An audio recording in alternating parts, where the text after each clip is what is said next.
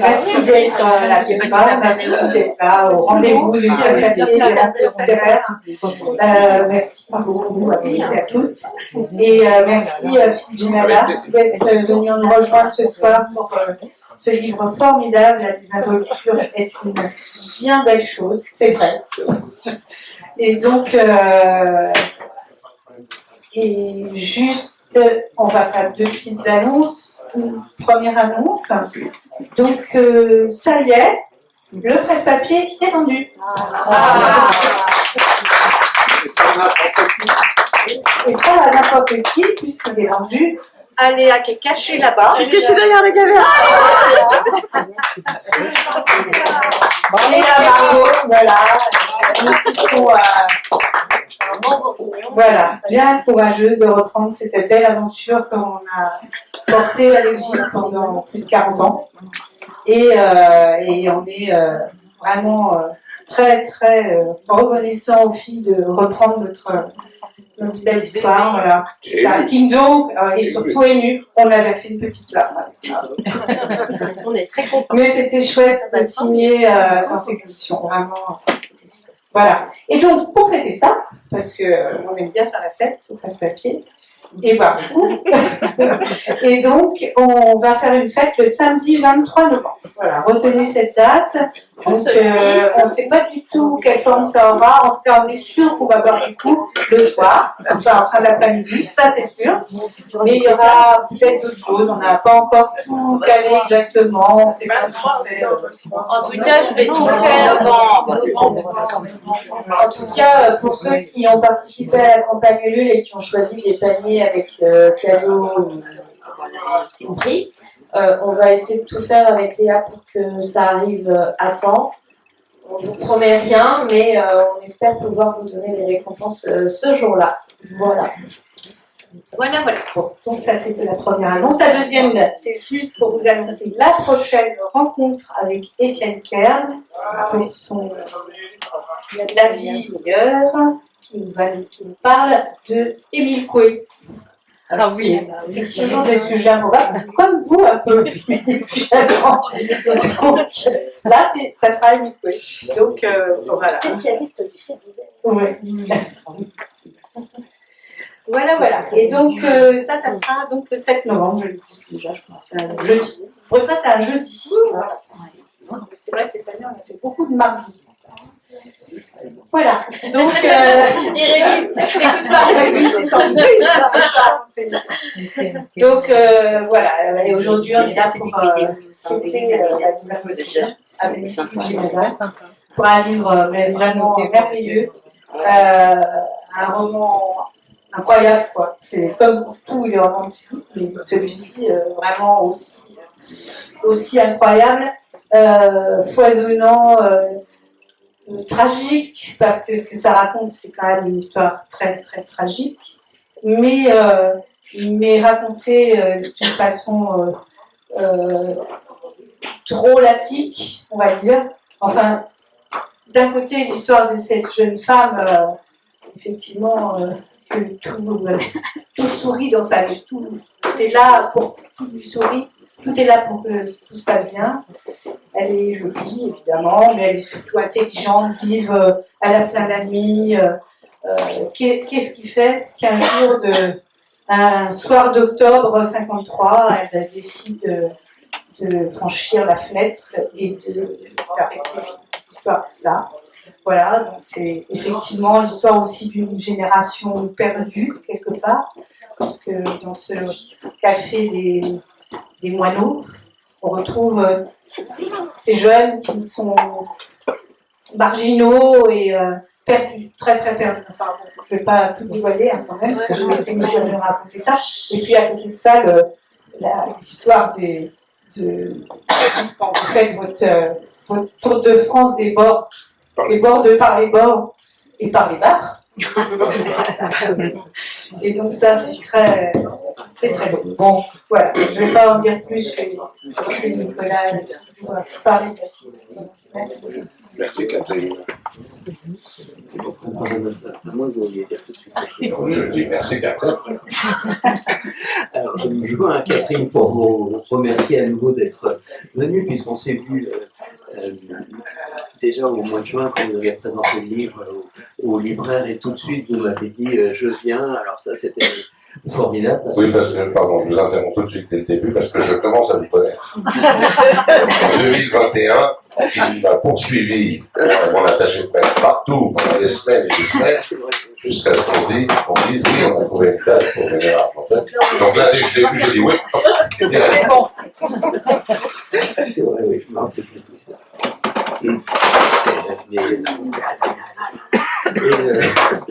Donc vous étiez venu nous voir pour votre roman précédent, et alors le temps des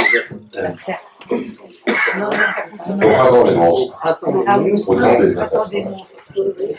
Et je me souviens qu'à l'époque, vous aviez donné une interview très drôle dans Libération, parce que vous aviez été sélectionné dans la première liste du concours, et puis sorti lors de la deuxième sélection, et vous aviez donné une interview qui était très marrante. Vous disiez, allez, les idiots, les... C'est marrant, mais qui m'a coûté cher. Si vous voulez, on en parle, mais ça m'a coûté très cher. Mais aujourd'hui, le Valet réparé, vous vous retrouvez sur la liste du concours. Là, vous êtes passé le cap de la deuxième sélection, donc 3 ans de mois, et le livre est très bien reçu, il est une formidable critique, les lecteurs sont enthousiastes, tout va bien. Pour l'instant. Portez la chevauche. Et voilà, bon, pour ceux qui paraît extraordinaire de vous connaître pas encore, vous avez écrit beaucoup de romans, et notamment, je cite simplement 2 titres qui ont eu vraiment un grand retentissement, beaucoup de succès, c'est-à-dire la Petite Femelle en 2015 et La Serpe en 2017, dont on parlera tout à l'heure, parce qu'on en retrouve des allusions et des bribes dans ce roman-là. Ce roman a une forme nouvelle par rapport aux autres. D'abord, il est beaucoup plus bref. Il a c'est comme un périple, un voyage, et c'est en même temps une enquête un peu presque archéologique à propos à partir de quelques petits éléments peu encourageants au départ, vous allez reconstituer toute une histoire, non seulement l'histoire de cette femme qui est morte tragiquement, mais aussi l'histoire de son milieu, de son quartier, et beaucoup d'autres choses. Le livre commence par une scène où vous êtes, donc en 2013, c'est daté sur une plage à Dunkerque, vous regardez 2023. 2023. Vous regardez la mer et vous pensez, vous êtes encore habité 8 ans après, en fait, par le personnage de la petite femelle qui est encore dans votre tête et qui a vu ce paysage probablement. Et ma première question, c'est tout simplement, vous vous demandez ce qui a enclenché ce roman-là, c'est-à-dire, est-ce que c'est Pauline qui vous a fait sortir du bus? Pauline Dubuisson, est-ce que c'est Pauline? Quand il s'appelle Pauline Dubuisson, il a dit est-ce que c'est Pauline qui vous a fait sortir du buisson? Ça fait 4 mois qu'il a préparé. Alors malheureusement la réponse est non. Non, ça n'a rien à voir a priori avec Pauline Dubuisson. C'est en travaillant sur mon livre précédent, donc Au Printemps des Monstres. C'est sorti en 2021, donc j'ai travaillé vers 2018-2019, que complètement par hasard, vraiment dans des recherches accessoires, parallèles par rapport au personnage féminin du Printemps des Monstres, que je suis tombé vraiment par hasard sur un fait divers, un entrefilé dans un journal. Jacqueline Harris, petite Kaki, la reine du quartier Saint-Germain dans les années 50, au début des années 50, s'est jetée par la fenêtre à 20 ans, elle avait été mannequin pour Dior, personne ne comprenait pourquoi elle se tuait. Et donc j'ai simplement, quand je travaillais sur le Printemps des Monstres, je me suis très vaguement, très brièvement intéressé à elle. Le Printemps des Monstres, c'est un livre qui fait 900 pages, donc j'ai senti qu'il fallait que j'arrête très vite mes recherches sur Kaki. Il y a quand même une page ou deux sur elle dans le Printemps des Monstres.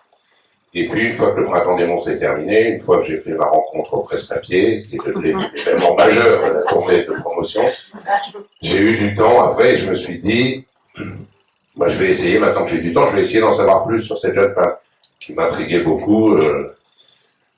Mais bon, a priori, tous les suicides sont incompréhensibles, donc je pensais pas m'intéresser particulièrement à ce suicide, c'était simplement pour ma curiosité personnelle que j'ai voulu faire encore une fois, j'avais du temps, que j'ai voulu faire des recherches, et en avançant vers elle, en essayant de m'approcher d'elle, j'ai trouvé une photo sur Internet, pas la photo qui est en couverture, que j'ai trouvée plus tard, une photo d'elle dans un bistrot, elle est en train de manger, elle baisse les yeux, elle ressemble pas du tout à une très jolie fille mannequin chez Christian Dior, elle ressemble à une jeune femme un peu fatiguée, ou triste, ou pensive, enfin c'est dur à dire.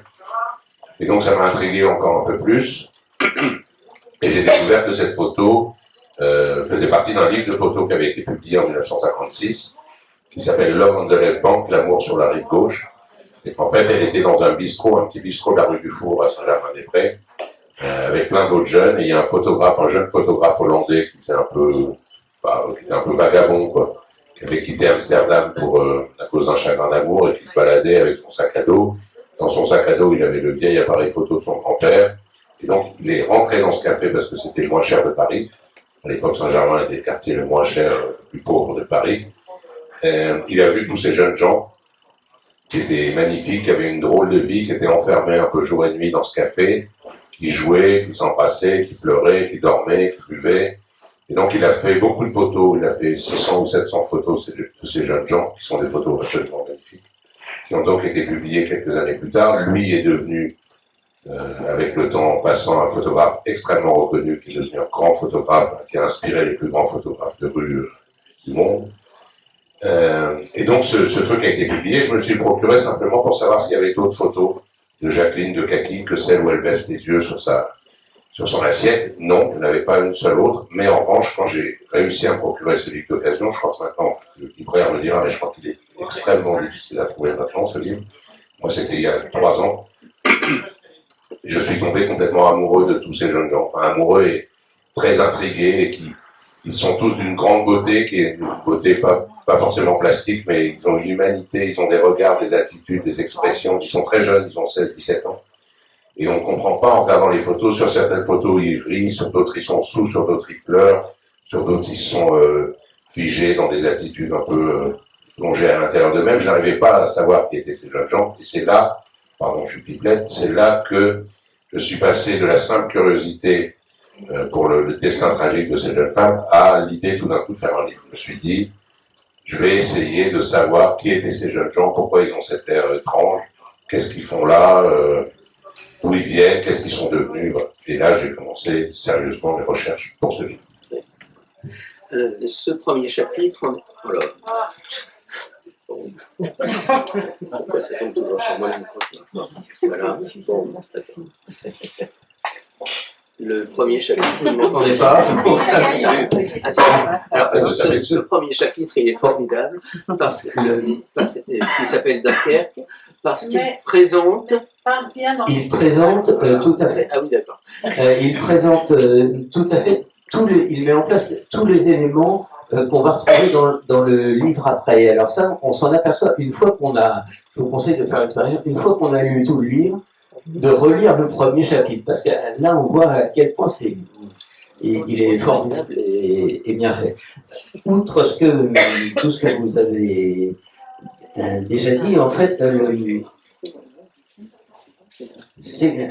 oui, voilà, je voulais parler des petits, on parlait d'archéologie tout à l'heure, les petites pistes sur lesquelles vous partez. On a parlé de cette photo. Il y a aussi donc des allusions dans les 2 précédents romans, enfin surtout le premier, puis aussi quelques réflexions dans la petite femelle qui vient de se joindre à celle-ci. Des recherches aussi sur Internet et sur Guerritéca, sur chez Moineau. Alors Moineau, peut-être c'était le nom du bar. C'est un bar, c'est pas encore le Moineau qui sera chez Moineau rue Guénégaud, le cabaret où a commencé Barbara et Oui, non, en fait, c'est un tout petit bar qui est situé au 22 rue du Four à Saint-Germain-des-Prés, qui est aujourd'hui une boutique chic de parfum.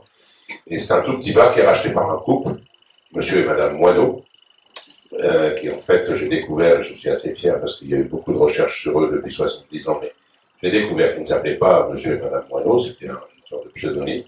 Et donc, ce couple rachète, ils avaient un bistrot du côté d'Aubervilliers, et ils ont racheté pour très peu cher, enfin, ils ont pris la gérance de ce petit bar tout en longueur, qui doit faire, je sais pas, à peine 7-8 mètres de long sur 3 mètres de large, c'est vraiment tout en longueur, donc c'est sombre, parce qu'il n'y a pas de fenêtre, il y a juste la porte d'entrée vitrée. Ils ont racheté ce petit bar à Saint-Germain-des-Prés, ils ont cherché comment se faire une clientèle, et en fait, ils se mettaient sur le trottoir. À Saint-Germain, il y avait beaucoup de jeunes, et beaucoup de jeunes qui avaient fugué de chez eux, ou qui avaient quitté leurs parents, ou qui étaient orphelins, et donc ils n'avaient pas d'argent pour manger, et ils se mettaient devant, monsieur et madame Moineau se mettaient devant la porte du bar, et disaient, si vous voulez une soupe et un verre de vin, rentrez les jeunes, on vous l'offre. Et très vite, en quelques semaines, en quelques mois, c'est devenu le refuge, le repère, le refuge de plein de jeunes qui étaient, en fait, ce dont je me suis rendu compte, c'est que tous ces jeunes qui étaient là sont des jeunes qui avaient 10 ans, qui ont eu 10 ans pendant l'occupation. Ils sont tous nés entre 32 et 34 à peu près. Ils avaient 10 ans pendant l'occupation de Paris, ils habitaient à Paris. Et donc, ils ont beaucoup été orphelins, leurs parents sont morts, soit déportés, soit morts à la libération parce qu'ils avaient été collabos et qu'ils ont été fusillés ou arrêtés, voilà. Et ces jeunes n'ont pas pu vivre cette partie très importante, je trouve, de l'enfance, dont on parle assez peu. On parle beaucoup des toute petite enfance, on parle beaucoup des adolescents, et en fait, entre 7, 8 et 10, 11, qui est pourtant ce qu'on appelle l'âge de raison, c'est-à-dire l'âge où on arrête d'être un bébé et on n'est pas encore un ado, mais où on s'ouvre au monde, ils n'ont pas vécu ça. Et ça leur a évidemment créé un manque considérable. Et donc je pense qu'après la guerre, donc ils avaient, s'ils sont nés en 33, ils avaient 17 ans en 50 quand les Moineaux ont racheté le bar, ils se sont retrouvés, ces jeunes gens, dans ce bar, ils se sont isolés complètement de la société. Ils n'étaient pas revendicatifs, ni militants, ni révoltés, ni rien. Simplement, ils ne voulaient pas entendre parler ni de travail, ni d'études, ni d'art. Exactement comme des enfants de 9-10 ans. Un enfant de 9-10 ans va pas dire j'adore la littérature, ou plus tard je vais être chirurgien, ou qu'est-ce que je vais faire comme études. Et ils ont vécu comme ça. Donc plus tard, avec un décalage, pour rattraper, et je crois que chez Moineau, sous l'aile, si on peut dire, c'est un mauvais jeu de mots. Les bons jeux de mots, c'est là, les mauvais, c'est là. Sous l'aile du couple Moineau, qui vraiment les protégeait, leur offrait à manger, leur faisait crédit, leur donnait à boire quand, voilà. Ils ont pu recréer dans ce bistrot une sorte de cours de récréation un peu, et en s'isolant complètement du reste de la société, ils ont pu vivre comme des enfants. Alors, ça dure pas très longtemps. Il y en a un que l'ORTF a retrouvé 10 ans plus tard, qui avait 35 ans, et qui était resté le seul dans le quartier. C'est une interview assez triste qu'on peut trouver sur Internet, et qui disait « Mon seul bon souvenir d'enfance, donc d'enfance avant ou pendant la guerre, c'est quand j'étais malade, et que ma mère m'apportait de la limonade et des illustrés au lit. » Et en fait, je pense que dans ce bar, c'est ce qu'ils cherchaient, ces adolescents, qui se voyaient comme des enfants, de la limonade, qui sont remplacés par du vin ou du cognac, tout ce qu'il faut boire, et des illustrés, c'est-à-dire, ils jouaient beaucoup aux échecs, aux cartes, aux dés, et puis, le jeu, c'était aussi, ils couchaient tous les uns avec les autres, ils s'embrassaient, il y avait plein d'histoires d'amour. Donc, en fait, ils ont essayé, avec 7 ou 8 ans de décalage, de retrouver de la limonade et des illustrés, en version plus âgée, dans ce petit bistrot. Dans les pistes aussi que vous suggérez, il y en a une qui est très importante parce que c'est un auteur que vous adorez, c'est Modiano. D'une part, dans une interview des Inrocks où il évoque un peu cette histoire, et surtout à la fin, je vous laisse le découvrir, j'avais prévu de lire, mais que vous lisiez, de ce roman Dans le café de la jeunesse perdue, dont le titre d'ailleurs vient de Guy Debord, qui est un autre des personnages de ce livre. Et seulement, Modiano, on le voit bien d'ailleurs quand on lit le dernier paragraphe de son livre, où il raconte le moment où elle se jette par la fenêtre, il a un peu romancé également. Un peu beaucoup. En fait, Modiano a fait du Modiano, c'est-à-dire qu'il y a, par un hasard extraordinaire, Modiano avait 8 ans à l'époque. Ses parents ne s'occupaient pas de lui, Et sa babysitter, qui était une jeune étudiante américaine, la babysitter de la jeune fille qui était chargée de veiller sur lui et sur son frère, fréquentait les bistrots de Saint-Germain-des-Prés et donc le traînait avec elle à 7-8 ans dans les bars. Et un jour, elle est rentrée chez Moineau, dans ce bar-là.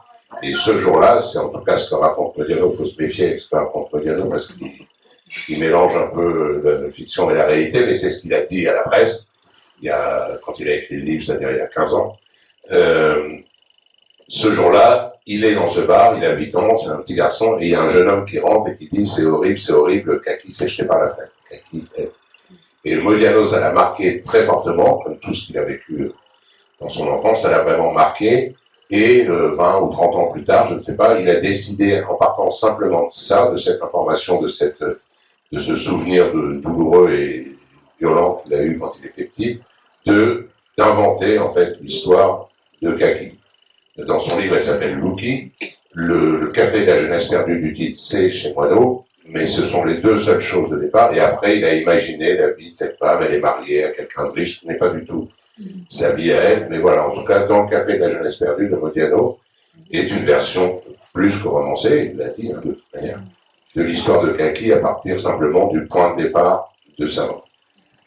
Alors, une chose qui m'a beaucoup intéressé aussi, c'est le fait que le roman commence à Dunkerque.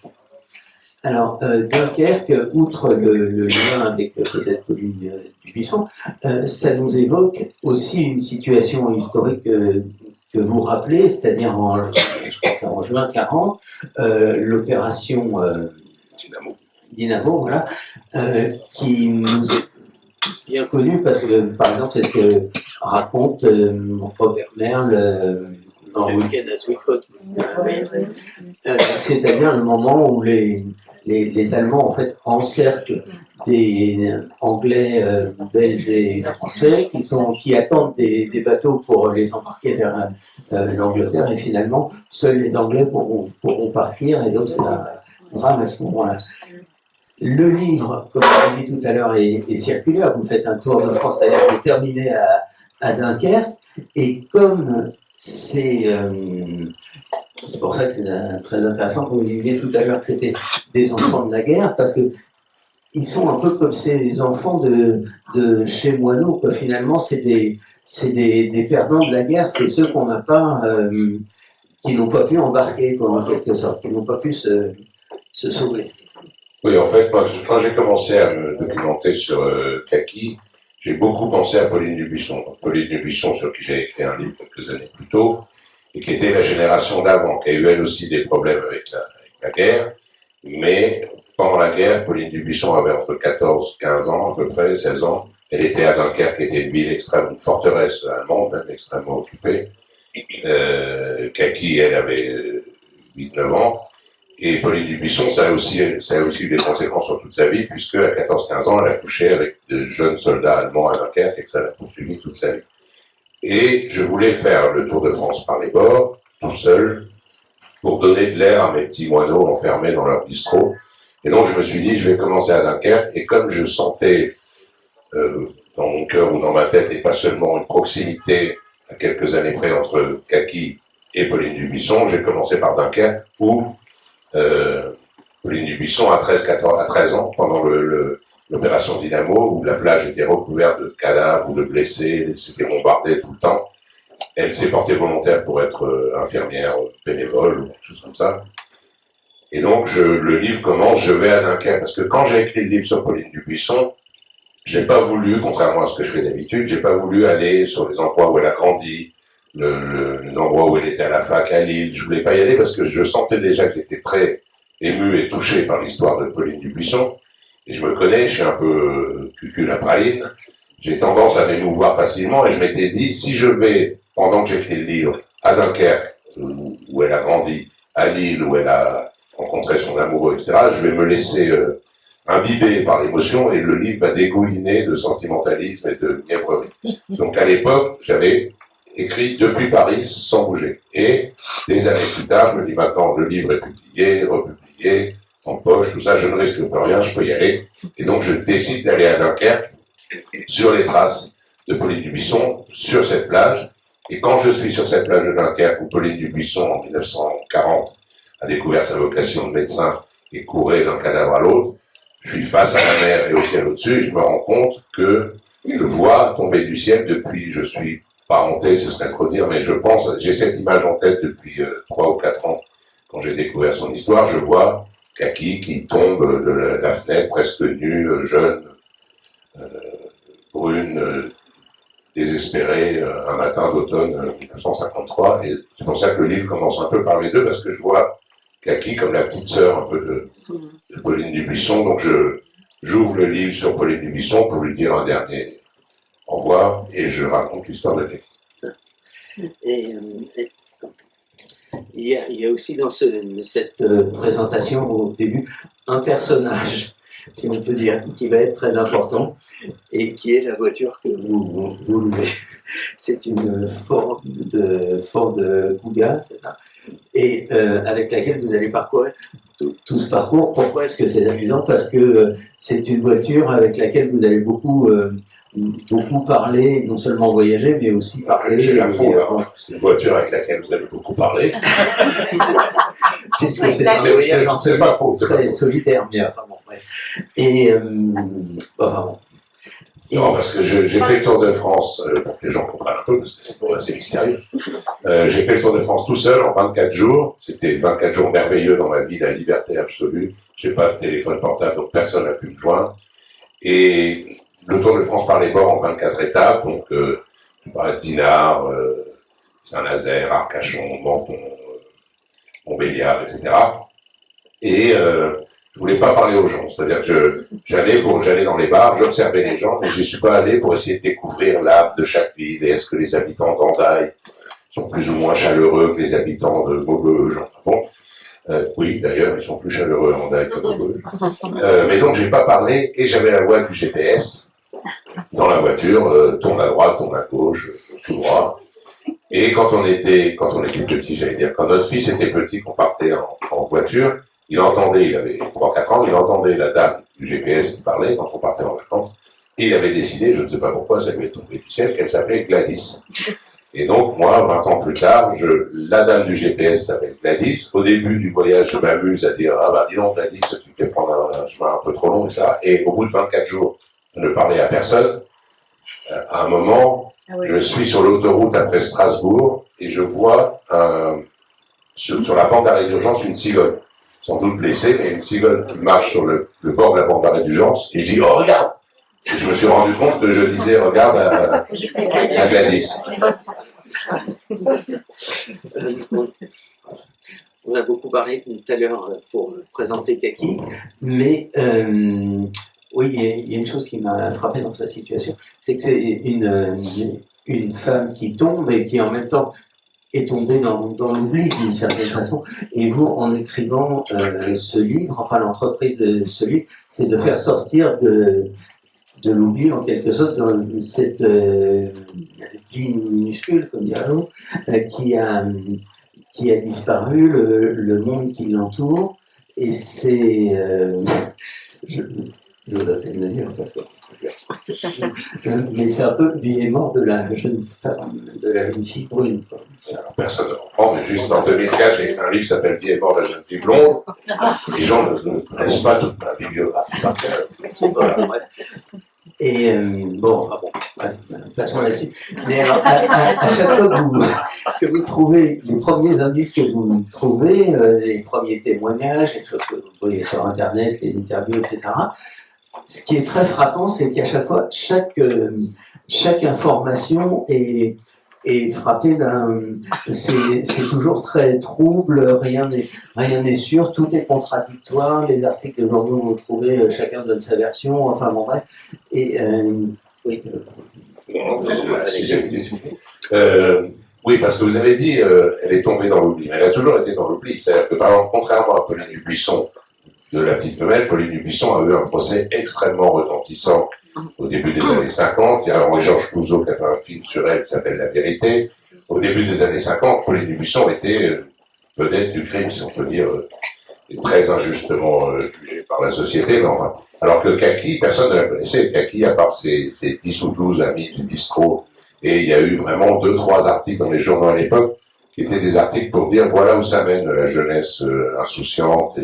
Parce que juste après-guerre, en fait, c'est l'apparition des jeunes qui disent on est là maintenant, pas forcément des jeunes désespérés, hein, mais le début du jeunisme, ou je sais pas comment on peut dire, enfin le début de la présence active et prononcée de la jeunesse dans la société, c'est après-guerre. Et il y avait notamment juste après-guerre les jeunes qu'on appelait les J3, qui étaient les jeunes rebelles, les futurs blousons noirs, etc., qui cassaient des trucs, qui se révoltaient, ce qui n'était pas du tout le cas des moines. Et donc, acquis dans les journaux, il y a eu quelques articles. S'il y a eu quelques articles, c'était pour dire voilà où ça mène de pas vouloir travailler, de pas vouloir être une femme au foyer, de pas vouloir étudier. On finit écrabouillé sur un trottoir à 20 ans. Mais elle n'a jamais été, personne n'a jamais connu, donc c'est pas comme si je la sortais de l'oubli. D'accord, entendu. Oui, il y a un autre personnage encore très important dont on vous parlerait si vous voulez, qui s'appelle Catherine. Vous la connaissez. C'est la dame de la librairie, ça je sais. Anne-Catherine, c'est ma femme. Oui, dis non. Anne-Catherine. Ah oui, non, parce que des fois, il est marqué. Qui est cette Catherine? Et, oui, Anne-Catherine. Et parce que ce roman, vous comprenez, à chaque étape, en fait, vous parlez de votre enquête, vous parlez de la ville où vous arrivez, enfin, il y a toujours tout un cérémonial sur trouver un hôtel, trouver un endroit où on peut boire un bon whisky, trouver un endroit où observer les gens. Et il y a aussi une deuxième activité qui est la réception de toutes les informations qu'on peut vous envoyer sur cette enquête, plus l'évocation de souvenirs avec Anne-Catherine. Oui. Ça, c'est la part un peu plus intime. Non, mais c'est pour dire que c'est pas seulement un roman d'enquête, mais finalement, et on s'en aperçoit encore plus à la fin, c'est vraiment un grand roman d'amour aussi. Oui, c'est-à-dire qu'en fait, tout mon tour de France, ce que je dis de ma vie de famille, ou des choses comme ça, ou de ce que je vis autour de ça n'a qu'un but, c'est pas par plaisir de dévoiler l'intimité ou de faire des confidences privées, c'est juste de faire un lien, un rapprochement entre ces jeunes, ils auraient 90 ans aujourd'hui. Ouais, ça fait drôle. J'étais dans une librairie. Je peux faire une petite parenthèse?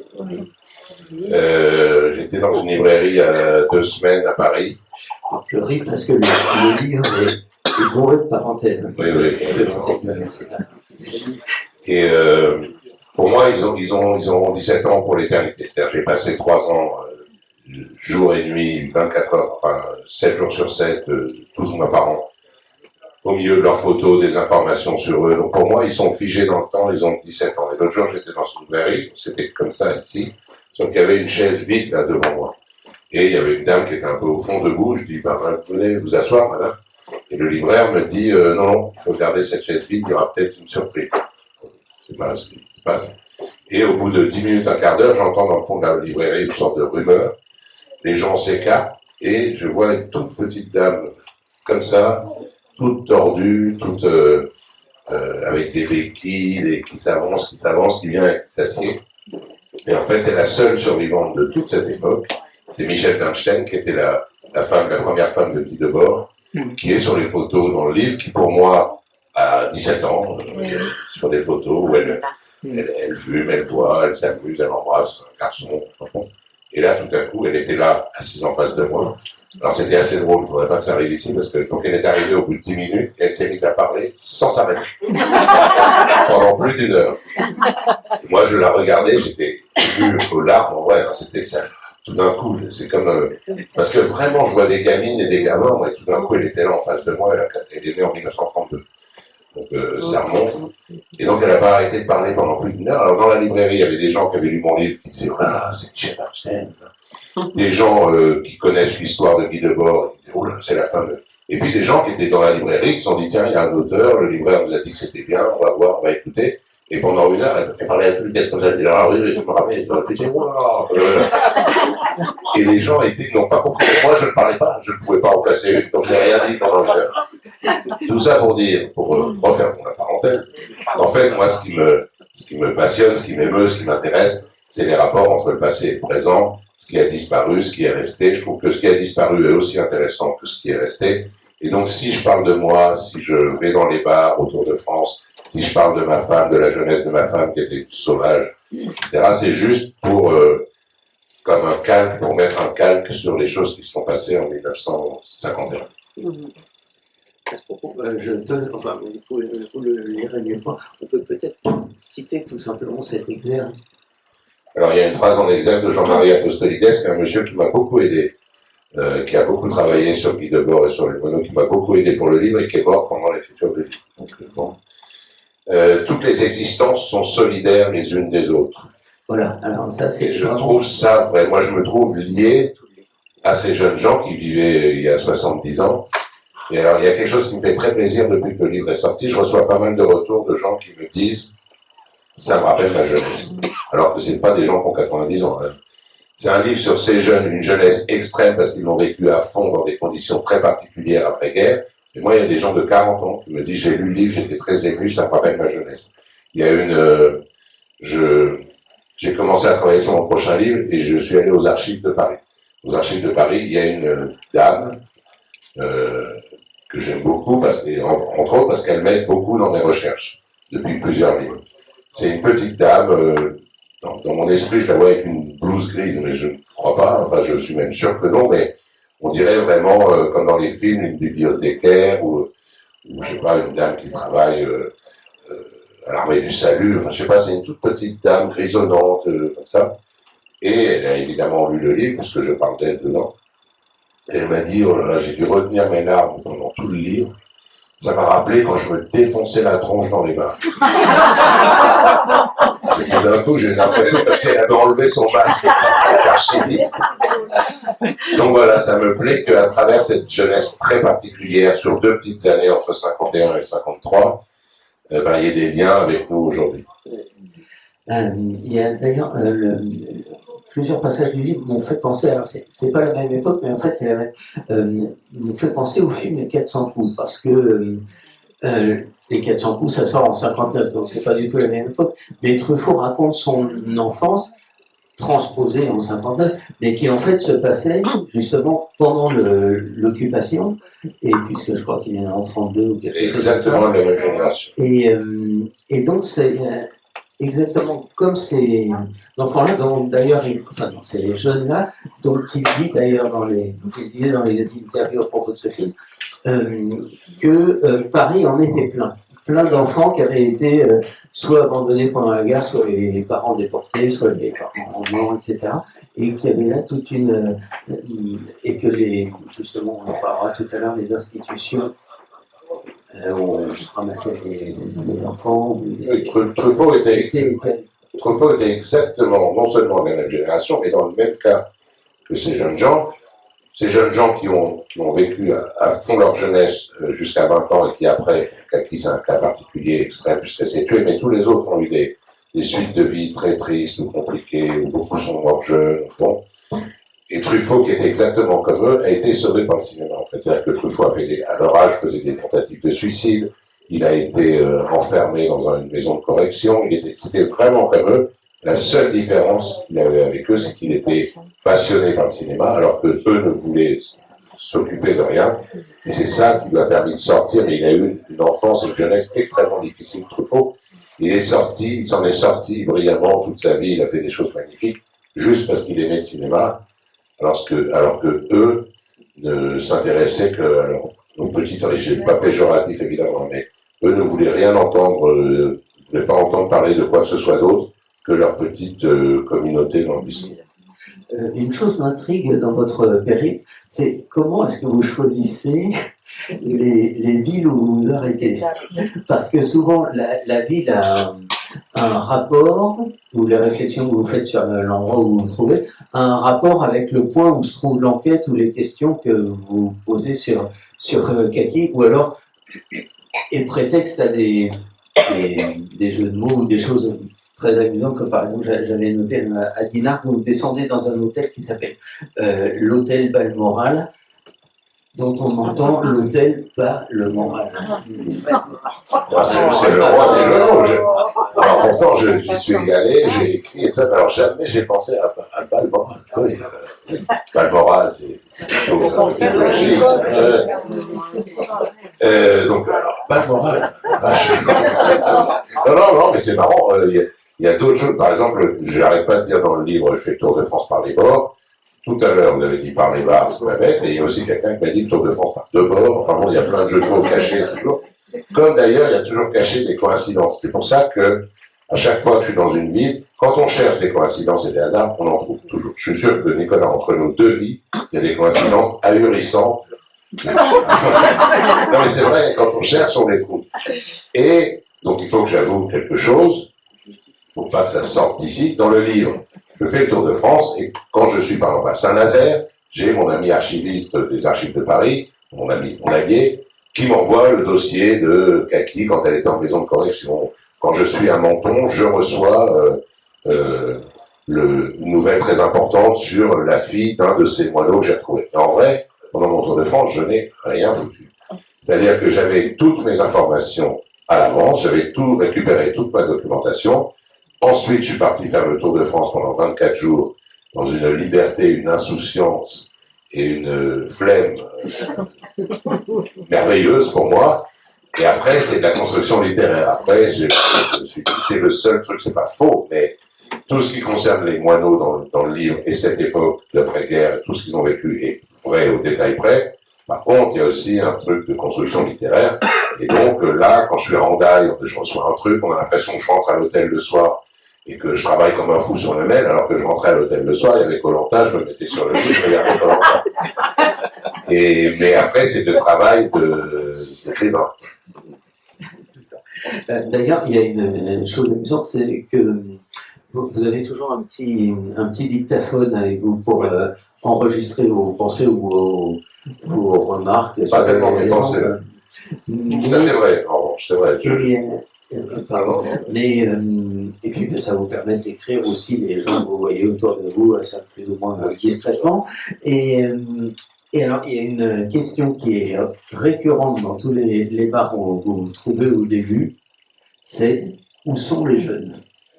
Oui, c'est vrai, parce que moi, je fréquente un bistrot de quartier en bas de chez moi à Paris, donc toujours le même bistrot où il y a des gens jeunes, il y a des vieux, il y a des riches, des pauvres, des chômeurs, des flics, des voyous, enfin, c'est une représentation de la société. Et j'avais pas trop d'image des bars en province. Et au début, mon intention, quand je suis parti faire le Tour de France, c'était dans chaque ville de trouver le bar où il y avait les jeunes de la ville pour essayer, pas de comparer, mais de faire un lien, disons, avec le bar de chez Moineau. Et en fait, très rapidement, je me suis rendu compte que les jeunes, ils ne vont plus au bar. Enfin, ils y vont, ils y passent pour boire un coup, une bière de temps en temps. D'ailleurs, pas une bière, parce que j'ai des souvenirs où, à chaque fois que je voyais des jeunes arriver, je suis dans un bar, disons, à Cherbourg, je vois 3 ou 4 jeunes qui rentrent, genre 17, 18, 20 ans même, des jeunes qui ont l'air un peu... Je dis, ah voilà ce qu'il me fallait. Et Jean-Pierre, 4 chocolats chauds. Voilà. La génération chocolat chaud, ça m'a foutu un coup. Et sinon, je me suis rendu compte vraiment, et d'ailleurs j'aurais dû le savoir parce que mon fils a 24 ans, il est très sociable, il a des amis, il sort, ils font plein de choses, mais ils vont pas ils vont dans les bars juste pour boire une bière. Ils n'ont pas le bar comme abri, comme sanctuaire, comme on pouvait avoir, ou même moi, quand j'étais jeune, qu'on pouvait avoir. Donc, très vite, je me suis dit, bon, j'abandonne l'idée de trouver des bars de jeunes. Et puis, d'ailleurs, j'aurais eu plus de mal à me dissimuler, parce que l'avantage dans un bistrot, c'est le seul endroit, je pense, où on peut se mettre à 1 mètre d'un couple qui se raconte des trucs d'amour, ou d'un groupe d'amis qui sont des confidences. On est juste à côté, on les regarde, on écoute tout ce qu'ils disent, et ça ne choque personne. Donc on ne peut pas faire ça. J'ai souvent l'impression que c'est comme si j'avais frappé chez des gens qui sont en train de dîner, je ne bougeais pas, je m'installe sur le canapé, j'écoute, ne vous embêtez pas pour moi. Dans les bars, on peut faire ça. Et je pense que si j'avais trouvé un bar de jeunes fous furieux et je m'étais mis au comptoir, l'air fourbe, j'aurais vite été repéré. Et le vieux qui nous regarde. Cette histoire d'alcool vous joue des tours parce qu'un jour vous découvrez sur votre dictaphone un message, je ne sais pas si c'est du roman ou si c'est la vérité, vous réécoutez le lendemain ce que vous avez enregistré sur le dictaphone et c'est incompréhensible. Une seule fois, oui. Non, c'est pas incompréhensible, malheureusement. Justement, j'ai tout compris. En fait, pour essayer de résumer, les moineaux buvaient du vin ou cognac, beaucoup, la plupart du temps du vin parce que c'était pas cher du tout, mais ils avaient un cocktail, il y a un d'entre eux qui avait un cocktail, il s'appelait Albert Jules Legros, il a inventé le cocktail Legros. Le cocktail Legros, vous voyez les verres à pastis, là, les longs verres, voilà. Le cocktail Legros, c'est 1 ou 2 doses de pastis, et à la place de l'eau, on remplit de rhum jusqu'à la fin. Donc déjà, ça a un goût bizarre, en plus, ça fait... Et c'était leur cocktail quand vraiment il était triste, ou joyeux. Et je m'étais dit, il faudra que j'essaye un jour ce cocktail Legros pour la littérature, pour le bien de la littérature. Il faut être honnête avec son lectorat. Et je m'étais dit, jamais je n'oserais dans un bar que je connais pas. Donc, quand j'aurai fini mon tour de France, j'irai dans mon bistrot en bas. Au moins, ils ne me prennent pas pour un fou. Et je leur dirai, c'est pour mon livre, prépare-moi un truc. Et pendant le Tour de France, j'arrive à Maubeuge, qui est, je veux pas dire du mal et je veux pas hurler avec les loups, mais je pense que c'est l'un des endroits les plus tristes de France. J'ai marché 2 heures avant de trouver un bar. Je finis par trouver un bar qui se trouve, je franchis la porte et c'est très chaleureux, il y a plein de gens qui discutent, qui rigolent, qui ont l'air sympathiques et tout. Et j'étais tellement triste d'être au milieu de cette ville, je me dis, allez, je tente le coup, je bois le cocktail Legros. Donc je me rappelle encore du serveur, il s'appelait Giovanni, c'était un jeune beau gosse, il s'appelait Giovanni. Il dit, Giovanni, ça vous paraît bizarre, mais je vais tenter un truc, c'est pour mon livre. Et donc il me fait un cocktail Legros. Je me souviens de l'avoir bu. Je me souviens que les gens au comptoir regardaient admiratifs. Voilà un vrai, un dur, un comme nous, bienvenue. Après je me souviens d'avoir bu d'autres trucs et je me réveille à 4h du matin, tout habillé, dans l'hôtel, sur mon lit. Je regarde par la fenêtre, il fait bien nuit, à 4h du matin, il y a des nuages. Ce qui veut dire que j'ai raté le seul truc intéressant à Maubeuge, qui est le clair de lune. J'ai raté. Et je me dis, qu'est-ce que j'ai fait? J'étais à 20h30 dans le bar. Et heureusement, j'ai toujours mon petit dictaphone avec moi, où j'enregistre tout pour le livre, parce que quand j'entends une conversation dans un bar, ou dans un restaurant, je sais que je ne me rappellerai pas, donc je marmonne. Je dis, à côté de moi, il y a un couple qui s'engueule ici. J'enregistre tout. Et donc, je me lève dans ma chambre d'hôtel, vous imaginez l'état à 4h du matin, tout habillé et tout. J'écoute mon dictaphone, alors là, j'entends, en fait, tout ce que j'ai fait. On m'entend à un moment, je ne sais pas quelle heure il est, on m'entend dire, ça va, oh, ça va. Un peu joyeux, mais sinon ça va. Je vais m'asseoir 2 minutes, je sais pas où j'étais dans la ville, mais j'étais dehors la nuit. Et donc à un moment, on m'entend m'engueuler avec un type, j'avais un vague souvenir d'une petite tension nocturne. Et donc on entend un type qui demande de l'argent, je lui en donne, il en veut plus. Voilà, et j'ai découvert tout grâce à mon dictaphone. Donc je vous déconseille le cocktail Legros. Il y a une chose qui est très amusante dans la lecture aussi, enfin qui est très plaisante, c'est qu'on croise beaucoup d'écrivains ou de films, etc. Et souvent des gens, d'ailleurs, ici, par exemple, gens qui ont fait des expériences un peu de promenade, si je peux dire, similaires, comme Jean Rollin, par exemple, qui se promène dans la banlieue, là, qui avait écrit un livre sur le pont de Besançon, d'ailleurs, pas loin. Mon idée de Tour de France, pardon, je me trompe, mon idée de Tour de France vient de Jean Rollin. Enfin, c'est pas lui qui m'a dit, mais je lisais ses livres où il fait le tour de la banlieue à pied. Je me suis dit, moi, je suis quand même un peu plus audacieux, je vais faire le Tour de France, et en voiture. Patrick Delisle aussi, qui s'est lancé dans une grande série, je crois qu'il y aura 12 romans en tout, qui fait le tour du monde, lui, carrément. Enfin, ouais, ça mesure la France, c'est bien.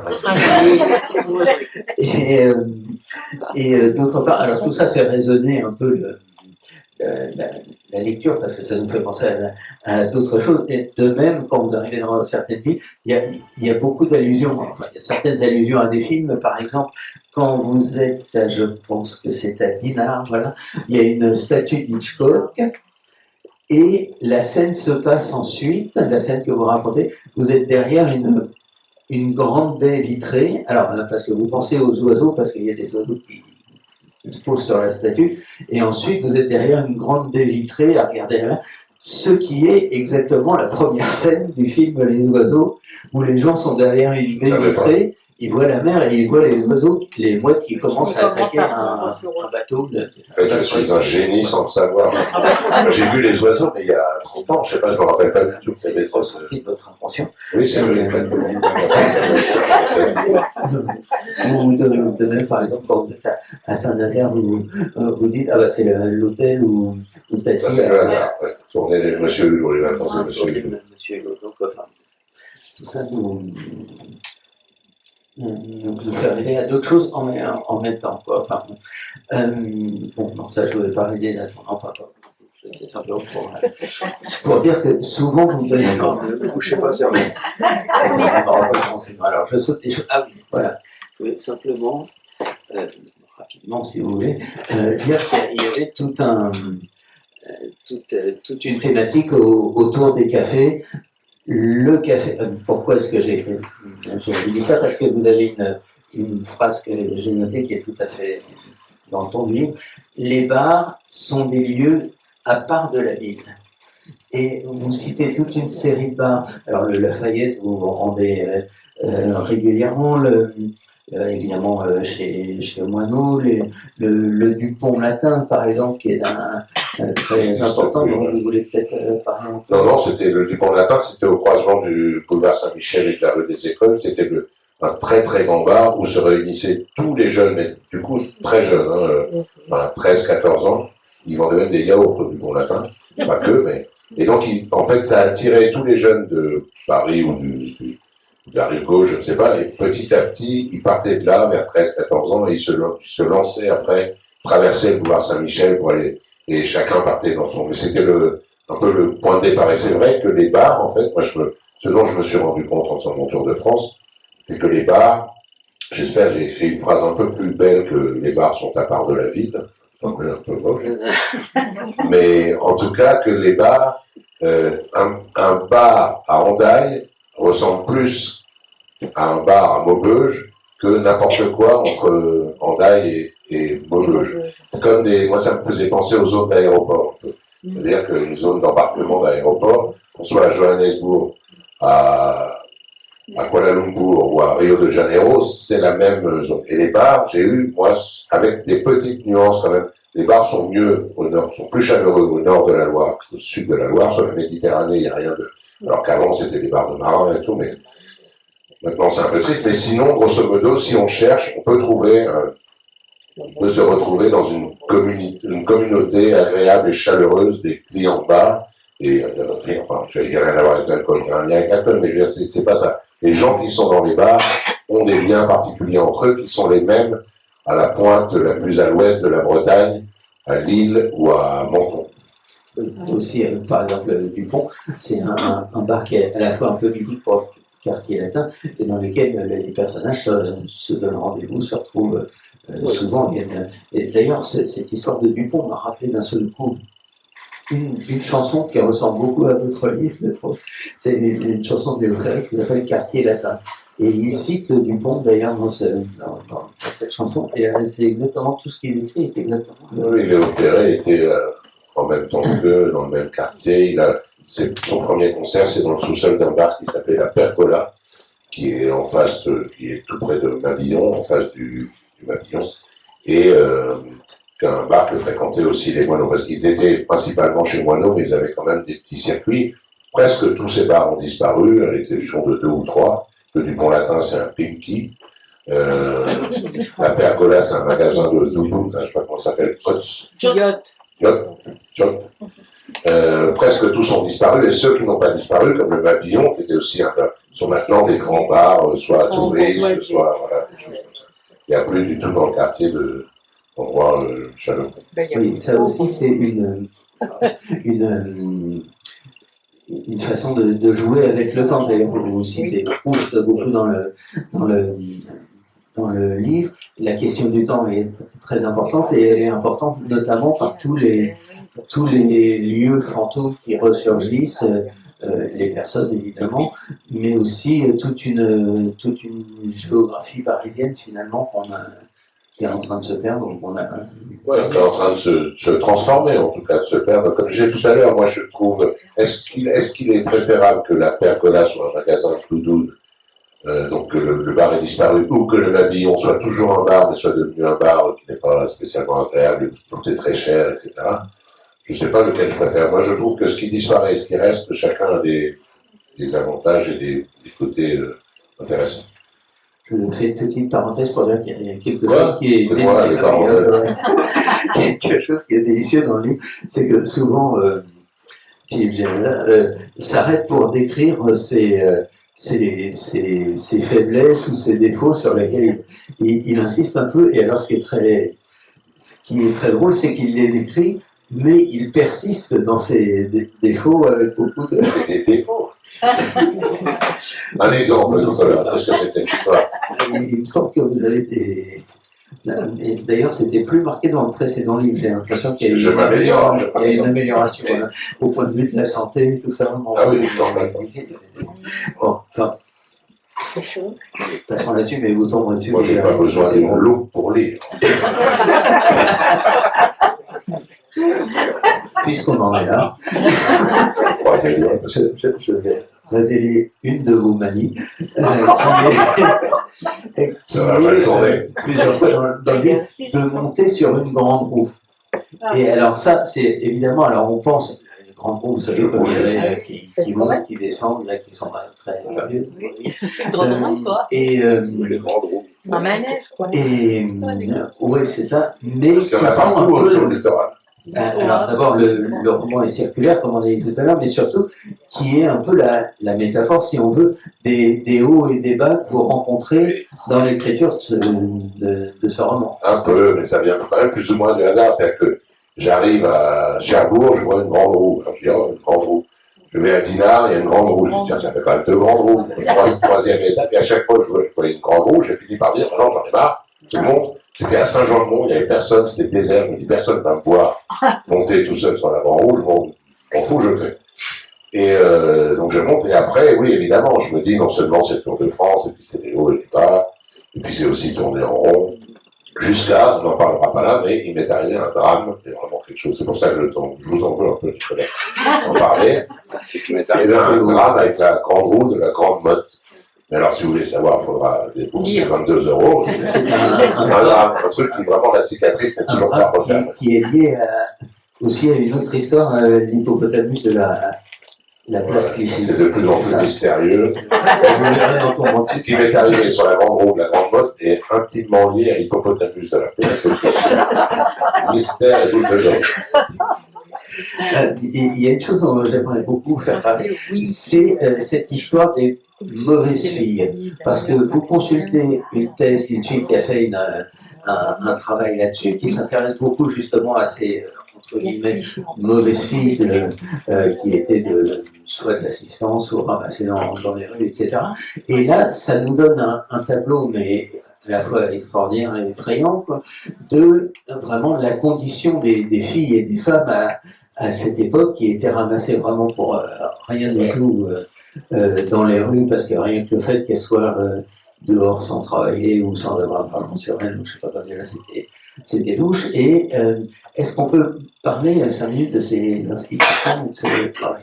En fait, évidemment, moi je découvre, ça se sait un peu hein, que les filles dans les années 50 n'étaient pas particulièrement bien traitées, mais j'ai découvert ça avec les filles de chez Moineau, qui ont toutes entre 16 et 17 ans, qui ont toutes été à un moment ou à un autre placées en maison de correction. Enfin, il y avait un premier stade qui s'appelait centre d'observation. C'est-à-dire que pour rien, hein, mais vraiment pour rien, elles sont dans la rue, elles n'ont pas de travail, elles ne veulent pas donner l'adresse de leurs parents, elles ont 17 ans quand même. Hop, on les prend, on les met en centre d'observation à Chevilly-la-Rue. C'est un établissement, un ancien couvent, je pense, en tout cas c'est tenu par des bonnes sœurs, des éducatrices et un psychiatre. On les met sans leur dire combien de temps elles vont rester, sans procès, sans rien, hein, c'est un juge qui dit, allez hop, à Chevilly. En général, elles restaient 3 mois, elles croyaient qu'elles venaient pour un jour ou deux, elles restaient 3 mois. Elles étaient observées dans tous les sens du terme. C'est-à-dire que physiquement, quand elles arrivaient, il fallait qu'elles se mettent toutes nues et qu'elles prennent une douche devant la bonne sœur, une des bonnes sœurs qui s'occupait d'elles, pour voir comment elles se lavaient, si elles n'avaient pas des gestes. C'est des gamines, déjà se mettre tout nus devant quelqu'un, même à 30 ans ou 50 ans, pendant qu'on prend sa douche, c'est pas facile. Alors une adolescente de 15-16 ans, c'était, voilà. Et ensuite, pendant 3 mois, on leur faisait faire des rédactions, raconter comment vous imaginez votre avenir en une page, ou des dessins, raconter votre vie en 5 dessins, votre vie passée en 5 dessins. Et donc, elles étaient observées du matin au soir, ça pouvait durer 3 mois, 4 mois, 5 mois. Il y avait un psychiatre qui recevait tout ça et qui disait irrécupérable, ou celle-là, peut-être qu'on va lui trouver un mari, elle peut. Le seul but, c'était de redresser ces filles qui n'étaient pas bien parties pour être des bonnes ménagères et des bonnes épouses, de les attraper avant qu'il soit trop tard, les observer. Ensuite, beaucoup étaient envoyés là, en maison de redressement, ce qui s'appelait les bons pasteurs, où là, c'était carrément violent. Il fallait de gré ou de force qu'elles apprennent ce que devait être leur destin. Enfin voilà, ça serait long à expliquer, mais en tout cas, les 3 filles principales de chez Moineau auxquelles je me suis intéressé, toutes les 3 étaient envoyées là-dedans, elles se sont toutes les 3 échappées, et quand elles étaient rattrapées, par exemple, je ne veux pas tout dévoiler, mais Kaki a été attrapée, elle s'est évadée, parce que, encore une fois, elle n'avait le droit de voir personne, et on leur disait pas, elle ne savait pas du tout s'ils étaient là pour une semaine. Encore, quand on va en prison, on a fait un crime, on dit, vous prenez 15 ans de prison. Bon. Et donc, elle s'est échappée, elle a été rattrapée 2 mois plus tard, et on l'a mis carrément en prison, à la prison de Fresnes. Une gamine de 17 ans, pendant 1 an, elle est restée à la prison de Fresnes, parce que le psychiatre du centre d'observation a dit, on ne pourra rien avec elle, on n'y arrivera pas. Elle est irrécupérable, elle ne veut rien faire, elle ne peut même pas faire des dessins pour raconter sa vie, on la met en prison. Et à l'époque, c'était vraiment monnaie courante, hein, toutes les filles. Alors les garçons, non. C'est-à-dire que si par exemple il y avait une descente de police dans un petit hôtel miteux et que dans une chambre on trouvait une fille et un garçon de 17 ans tous les deux, la fille, on lui demandait à peine comment elle s'appelait, on la mettait direct en maison de correction, parce que évidemment, de toute évidence, elle s'éloignait du rôle qui devrait lui être attribué. Le garçon, et moi j'ai vu écrit de la main d'un juge, il apprend sa vie d'homme, il se forme. C'est-à-dire qu'évidemment, pour apprendre sa vie d'homme et son rôle de mâle et tout ça, il faut qu'il couche avec le plus en plus, le plus possible de filles. Il a 17 ans, c'est peut-être un peu jeune, enfin plus on s'y met tôt, plus on apprend vite. Et les filles, non c'est vrai, hein, je l'ai vu écrit. Et les filles, aucun des garçons de chez moi n'a été envoyé dans ce genre de maison, les filles toutes.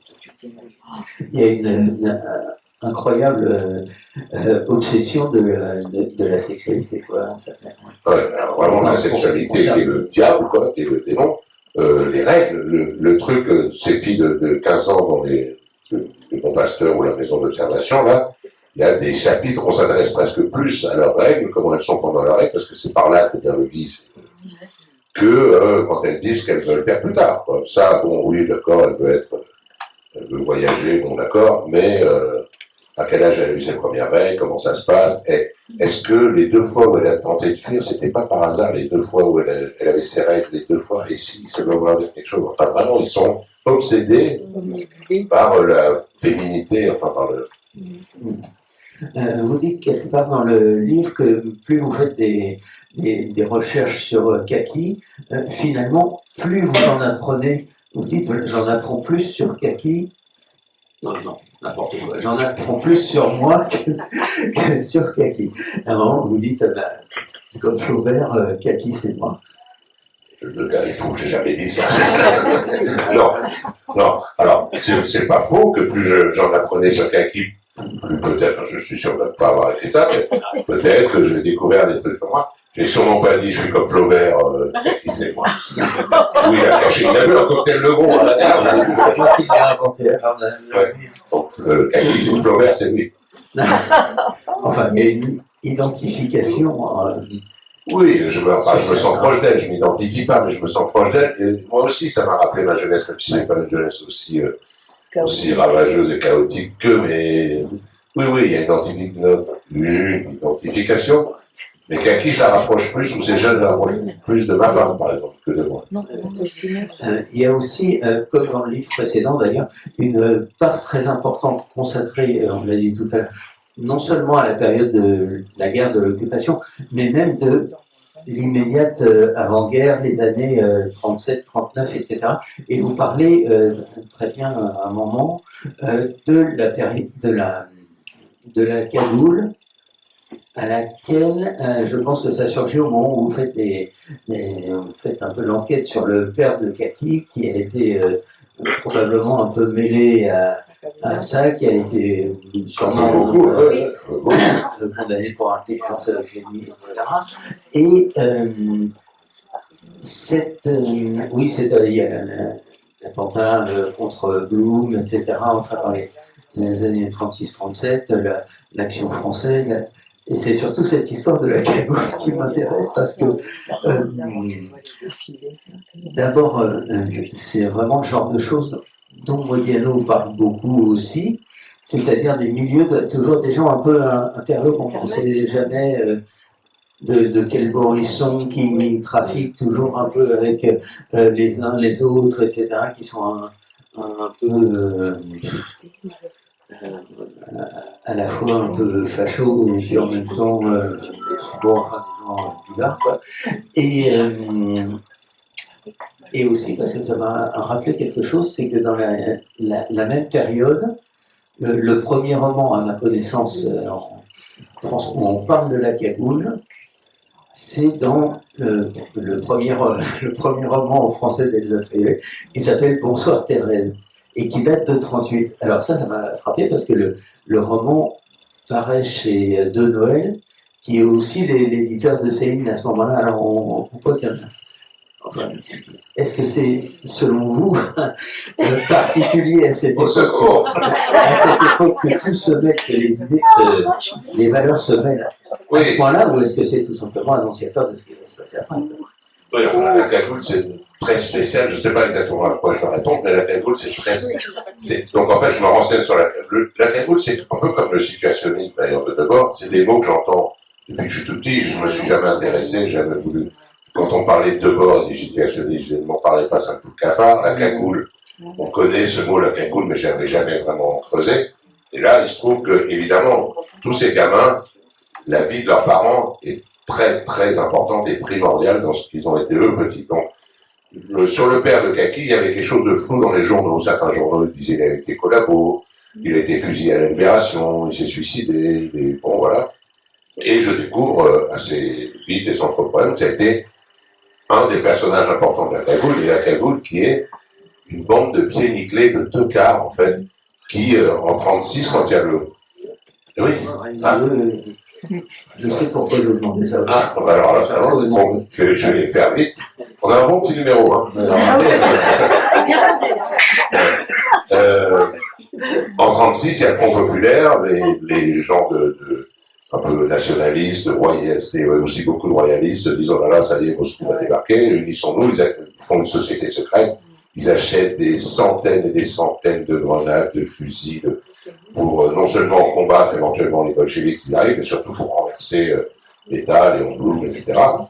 Et en fait, très vite, la cagoule, ils ont des projets complètement fous, c'est vraiment des trucs d'abrutis, quoi.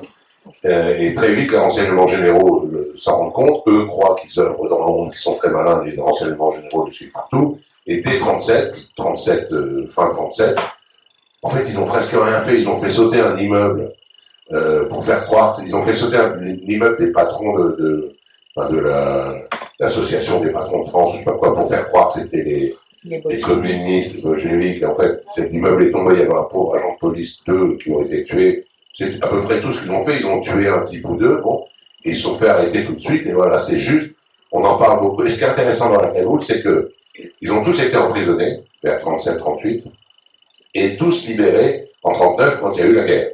Et donc ils sont pour condamner des forces libres. Et donc ils sont tous, et alors qu'ils étaient tous unis dans la haine de l'étranger, dans l'amour de la France, dans la peur que la France soit envahie, ils se sont séparés exactement en 2 clans au moment de la guerre. Il y a eu les résistants et les collabos. Ah oui. C'est-à-dire qu'avec le même principe de base, il ne faut pas qu'on touche à la France, etc. Certains ont vu les Allemands arriver, donc quoi on touche à la France? Ils sont devenus résistants, et d'autres ont dit les Juifs sont partout en France, hop, ils sont devenus collabos. C'était des amis, et ils sont vraiment partis sur des chemins complètement opposés. Et donc voilà, et alors pourquoi donc parce que cette histoire de Kaboul aboutit quelques lignes après sur l'assassinat de Max Dormois. Oui. Où là vous citez entre deux virgules, vous dites attentat pendant lequel il y a eu une mitraille a été tué Robert Mitterrand et l'oncle de l'auteur. Et l'oncle de l'auteur, mon oncle. Bah oui. J'ai supposé que l'auteur se découvre. Alors, on va pas dire que non, si c'est Mon oncle n'a pas été tué, là, en même temps que Max dort, moi. Mais non, c'est Mon oncle n'a pas été tué. c'est l'oncle de celui qui a mitraillé. Ah, mais alors ça, c'est intéressant. Alors, quand vous retrouverez le passage, vous expliquez ce mystère, parce que c'est Non, pas non. en même temps que l'oncle de l'auteur. C'est alors ça le me- surnom d'Eugène de l'oncle. Oui, Dans la cagoule, c'est Oui. s'appelait mon oncle, Bon. Eugène de l'oncle. bravo, bien vu. Ah, Oui, mais c'est pas dans le même truc, ça c'est quand de l'oncle a été tué, mais Max dort, moi, c'est une fille qui l'a séduit, qui a mis une bombe sous son lit. Oui. Ouais. Quelqu'un filme, s'il vous plaît. Est-ce que quelqu'un filme? Oui, Bon, enfin bref, tout ça pour dire que cette histoire de cagoule, vous en arrivez à développer ces similitudes qu'il y a dans l'histoire et parler un moment du retour du même, c'est pas vrai qu'il est je pense, et vous faites même une digression à un moment qui n'en est peut-être pas une d'ailleurs, sur les attentats qu'il y a eu au Bataclan, enfin l'attentat qu'il y a eu au Bataclan, C'est bien dans le même livre. C'est bien dans le même livre. c'est bien dans le même livre, aucun doute. Ah, parce que je parle de mon ami flic qui Oui, parce était. que vous dites que c'est des scènes de guerre qui ressurgissent, quoi, en fait. Bon, je dis surtout que lui a été muté de Paris parce qu'il a été considéré comme post-traumatique à cause du Bataclan. Mais ça n'a pas un lien très direct avec l'histoire. Enfin, si c'est dans le livre, c'est que ça a un lien, mais troisième degré. Bon, il y a une chose sur laquelle je passe rapidement, mais qui m'a beaucoup séduit, c'est qu'il y a beaucoup de nostalgie au pluriel dans ce livre. Alors parfois, d'une façon amusante, par exemple, quand vous testez dans votre voiture en chantant une chanson Julie Larousse, et puis après vous testez contre France Culture, enfin il y a des choses comme ça. N'importe quoi. Au contraire, j'écoute France Culture du début, alors que je l'écoute jamais chez moi. Et oui, justement, vous dites, Ah, ne supportez pas ce Alors que là, je fais que ça, écoutez. Voilà. Et vous dites, voilà, il ne faut pas que je dise que France Culture me sorte par les oreilles, parce que sinon ils ne vont pas m'inviter comme moi. Voilà, l'autre jour, j'étais sur France Culture, ça se Oui, passe je vous ai entendu. magnifiquement bien pendant une heure. Vous avez entendu à la fin, il dit, au fait, je voudrais lire un extrait. France Culture, c'est un ennui poisseux. C'est mal à l'aise. Mais oui, il y a beaucoup de souvenirs aussi, Catherine, etc. Mais la nostalgie, je suis pas d'accord. Je ne sais pas pour vous contredire, Nicolas, mais je suis pas d'accord. Moi, je suis pas nostalgique du tout. Du tout. J'aime penser au passé, ça m'émeut, ça m'amuse, ça peut m'attrister si on veut, mais je regrette mais jamais rien qui est passé. Ah oui, oui. La nostalgie, c'est ça, non? C'est de regretter Oui, longtemps. C'était mieux avant. oui, enfin, je pensais à ça par rapport aux souvenirs de jeunesse avec Anne-Catherine. C'est de mon souvenir, je suis pas nostalgique. Je peux vous le dire, j'y retournerai pour rien au monde, parce que ma femme jeune, vous le dire, il fallait se la coltiner. Un enfer, un cauchemar. C'est pas nostalgique. Voilà. Bon, bref. Attardons-nous pour nous acheminer vers la fin, parce que ça tourne vers un des personnages simplement dont on n'a pas parlé, qui s'appelle Eliane. Est-ce qu'on peut parler en deux mots de ce personnage important, Oui. dont vous dites à un moment que d'Eliane, vous déduisez des choses de Catherine, hein, Catherine, oh voilà cette Catherine. Cathy. Voilà. Oui, parce qu'en fait, Eliane, c'est la petite Eliane, elle s'appelait Eliane Papaye, c'est la première amoureuse de Debord, et c'était la plus sauvage, la plus rebelle, la plus indomptable. Il y a une photo d'elle absolument incroyable dans le livre de photos sur lequel je me suis appuyé. Elle fixe l'objectif, on dirait un animal sauvage, vraiment, et elle a 16 ans.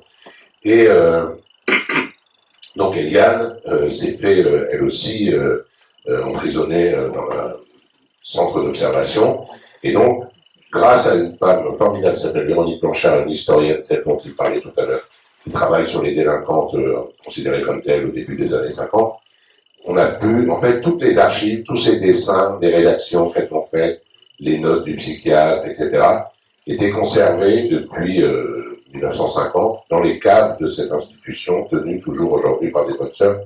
Sauf qu'aujourd'hui, je pense que c'est plutôt un EHPAD, quelque chose comme ça.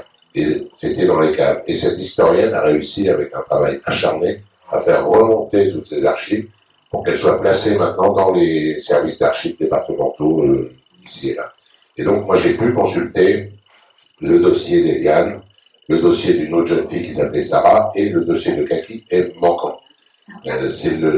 Ça fait partie des joies et des désespoirs des archives, c'est que parfois on trouve des trucs qu'on était sûr de ne pas trouver, et parfois il a disparu pour une raison ou une autre.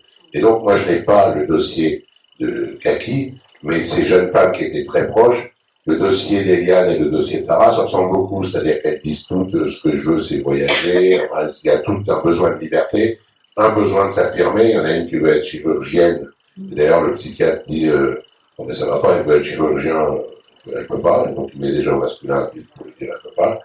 Enfin, ça se ressemble, c'est des ados, on se rend compte, c'est très émouvant, très touchant, c'est des gamines exactement. Moi, j'ai dû écrire les mêmes choses quand j'avais 15 ans, ou mon fils, et donc c'est pour ça que je dis, j'ai pas le dossier de Kaki, mais je sais que grosso modo, ça ressemble à peu près, elle devait penser, elle n'était pas plus extraordinaire que les autres, elle devait penser et dire la même chose. Et il y a une petite anecdote, j'allais dire amusante, bouleversée, c'est que j'ai retrouvé ce que tous ces jeunes gens sont devenus. Certains ont eu des enfants et j'ai retrouvé leurs enfants. Et par exemple, Eliane, la petite Eliane, que moi je vois comme une gamine de 16 ans indomptable et que rien ne peut arrêter ni contraindre, qui est toujours fixée comme ça pour moi, sa fille a mon âge. C'est-à-dire que j'ai retrouvé sa fille sur Internet et je discute avec sa fille qui a mon âge, alors j'ai l'impression que sa mère est ma copine de bistrot. Et donc j'ai envoyé à la fille le dossier. Elle savait même pas que sa mère avait été en maison de retraitement. Et j'ai envoyé à la fille les rédactions et les dessins que sa mère faisait à 15-16 ans. Et je crois que ça a été pour elle, évidemment, encore plus émouvant pour moi. Ouais, juste une petite parenthèse, j'en fais une aussi. Oui. Sur le site de Maniel et Barreau, il y a le film et on voit les photos du livre. Oui, parce que normalement, quand on sort un livre, les éditeurs exigent qu'on fasse je fais gaffe parce qu'il y a quelqu'un dans le son. Exigent qu'on fasse une petite vidéo, on se présente, on est face à la caméra comme ça et on dit j'ai voulu écrire ce livre. Parce qu'au fond de moi, une blessure n'avait jamais été refermée. C'est un livre dans lequel j'ai mis du cœur, plein de nostalgie et d'humour, c'est un livre très drôle, où on est filmé comme ça. Et là, pour une fois, j'ai dit non, je veux pas, ça sert à rien, personne ne regarde ça, et puis voilà. Et ils m'ont dit, mais il faut faire une vidéo. Donc j'ai dit, je vais montrer des photos.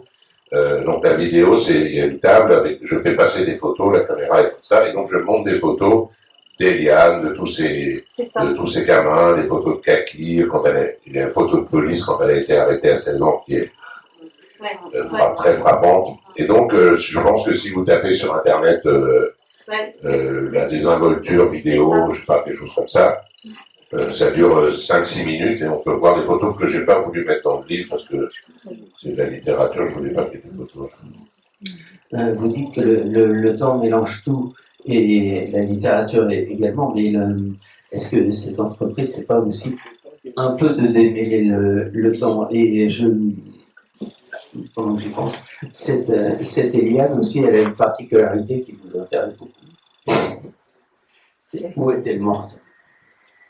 Elle est morte à 40 ans, en 1974, à l'hôpital d'Argenteuil. Ah oui. Alors, oui, mais c'est pas la même. Ça, c'est la grande Eliane. La petite Eliane, il y a la grande Eliane et la petite Eliane. La petite Eliane, c'est Eliane Papaye qui est morte à Paris, et la grande Eliane, c'est Eliane de Rumès, qui est morte à Argenteuil. Et elle ne sait pas où elle est morte, mais enfin, moi, c'est que je ne sais pas, elle est morte à 40 ans. On ne peut pas tout savoir, même si les archives sont merveilleuses. Il y a juste un acte de décès. Je sais qu'elle est célibataire, qu'elle n'a pas d'enfant et qu'elle meurt à 40 ans à l'hôpital d'Argenteuil. Là, je ne peux pas savoir. Et ce qui est, parce que là on a beaucoup parlé, mais ce qui est merveilleux dans ce livre, c'est que vous allez découvrir, on n'a pas parlé de toutes les découvertes que vous faites sur Kaki et la façon dont elle va être amenée à se suicider, dans quelles circonstances, comment on reconstitue la scène, enfin comment vous la reconstituez, comment vous essayez de savoir exactement ce qui s'est passé au bord de cette fenêtre, etc. Mais enfin ça, c'est l'objet du livre, vous le découvrirez. Pour terminer aussi, il y a quelques clins d'œil à d'autres auteurs, notamment deux qu'on aime particulièrement. Grégoire Bouillet, dont vous citez vos livres Le cœur ne cède pas. Et j'en profite d'ailleurs pour dire qu'il sera notre invité au début du mois de décembre pour son nouveau roman sur sur les nymphéas, qui est très beau et qui est par attaque. Et une anecdote, alors je ne sais pas si vous voulez la raconter, avec Serge Joncourt, qui est venu aussi ici, qui était très... Non, d'accord. Non, si. J'avais dit, la question, la réponse. Ouais, ça va être un peu long, mais avec Serge, parce que je passe à Toulon, c'est ça? Oui. Parce que je passe à Toulon, et non seulement, alors moi j'essaye de comparer entre les années 50 et maintenant, mais même on se rend compte que tout change. À Toulon, il y a une dizaine d'années, une quinzaine d'années, et depuis longtemps, il y avait un quartier sur notre port de Toulon qui était surnommé Chicago par les gens de Toulon, qui était le quartier des bars à matelots, des hôtels, des bars entraîneuses, des rues sombres, louches, et il se passait tout un tas de trucs, et qui maintenant n'existe plus du tout, qui a été en 10 ans entièrement vidé, nettoyé, dans le but de faire un quartier un peu bobo avec des salons de thé et tout ça, puis ça a raté, c'est-à-dire que même maintenant, il n'y a rien, c'est-à-dire qu'il n'y a plus le quartier louche et un peu sulfureux, mais c'est pas non plus un quartier agréable avec plein de jolies boutiques, etc. Il n'y a plus rien. Et donc, on y était allé avec Serge Joncourt. Je ne sais pas si je raconte ça maintenant, mais bon, il y a 15 ans, un soir à Toulon, un salon du livre à Toulon, on se dit, où est-ce qu'on va aller boire un coup? Ben, on va dans Chicago, on y va, les deux matelots, là. Personne voulait venir avec nous, tous les autres auteurs un peu chochottes, un peu maigretés, non, pas nous. Donc on y va, on trouve un bar, et que des bars à hôtesses, mais on s'en fout, on voulait boire un coup. Il y avait sur un tabouret deux, c'est pas péjoratif, mais deux hôtesses qui sont en fin de carrière. 20 ans. Une en particulier qui s'appelait Joël et qu'on aimait beaucoup, et avec qui on a discuté et bu toute la nuit. Et puis, au moment de payer, on était seuls dans le bar pendant des heures et des heures avec ces deux hôtesses, on rigolait, on leur payait des coups, tout ça. Il y avait juste une serveuse, et au moment de payer, on donne nos cartes bleues, et la serveuse dit, non, je ne crois pas que... Et là, on entend dans un coin une sorte de grognement au fond du bar. On n'avait pas vu, quasiment, on n'avait pas fait attention, un petit vieux qui dormait, donc ça doit être l'arrière-grand-père de l'entraîneuse. Et en fait, il se dirige vers nous avec, comme ça, dans sa main, un pistolet. Il dit, pas de carte bleue ici, vous n'allez pas marquer des espèces. Et nous, on dit, on n'a pas d'espèces.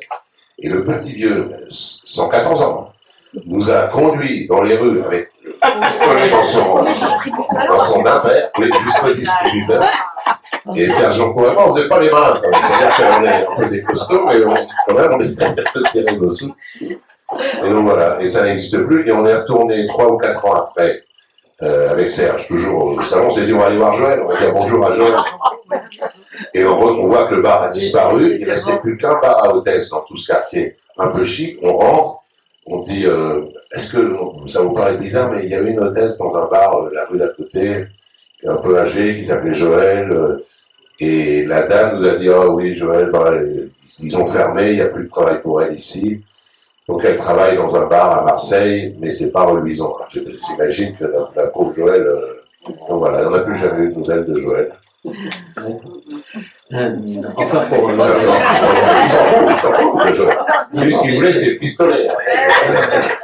Non, c'était le discours parce que comme il est venu ici, qu'il était assez drôle, assez... La prochaine fois, vous lui demanderez. J'imaginais bien la scène entre vous deux qui peut être assez cocasse. Mais pour terminer, est-ce qu'on peut dire en conclusion que ce livre qui se termine un peu peut-être sur la vie en tout cas de Kaki sur une série de rendez-vous manqués, est-ce que ça n'est pas et de gens qui disparaissent beaucoup, enfin, qui disparaissent complètement de la circulation, dont on ne retrouve pas la trace, est-ce que le sentiment qui domine, ça n'est pas celui du vertige? On en parlait un peu à la fin. J'en parle un peu à la fin, j'en parle un peu beaucoup à la fin. Mais il avance toute la fin du livre. Oui, si c'est ça, oui, ça fait le vertige. On va pas en dire plus, mais ça va faire. Et ce qu'on peut dire pour terminer là-dessus, simplement que cette photo dont tout est parti en fin de compte, c'est un peu la fameuse phrase de Barthes sur la photo, c'est la preuve que cela fut que cela a existé. Oui, en tout cas, oui, c'est une photo, celle-là, qui a été prise par son amoureux et qui a été prise très peu de temps avant sa mort. Et celle qui, oui, évidemment, les photos sont là. Je pense que ça, il s'est pas foulé par contre ce jour-là. Pourquoi Parce que les grands hommes ont leur faiblesse. Bon, en tout cas, beaucoup de choses à découvrir encore dans ce livre. Je pense que vous aurez à cœur de le parcourir. Et pour ceux qui veulent se le faire dédicacer, je crois qu'on a encore du temps. Si vous avez Un peu de temps, et on a à 8h30. Merci beaucoup. Merci beaucoup.